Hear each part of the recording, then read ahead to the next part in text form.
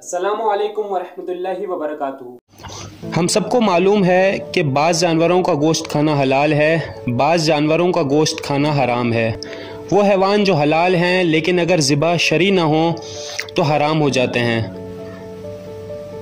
हलाल गोश्त जानवरों की खालों से इस्तेफ़ादा करना, मसलन गाय या बकरी का क्या हुक्म है? बहुत आसान है। अगर शरई तौर पर ज़िबा हों तो उनकी खाल पाक है और उससे बने लिबास या जूते पहन सकते हैं। लेकिन जो चमड़े के जूते खारजी ममालिक में बने हों, क्या हुक्म है? अगर यकीन न हो कि गैर शरई है, हुक्म यह है कि पाक है। लेकिन अगर यकीन हो कि हमारा लिबास हराम गोश्त जानवर के चमड़े से बना है या गैर शरई ज़िबा होने वाले जानवर का है तो पाक नहीं है और नमाज भी नहीं होगी। अगर ऐसे चमड़े के जूते पहने हैं और पाँव पर पसीना आया है तो नमाज से पहले पाँव को धोकर पाक कर लें।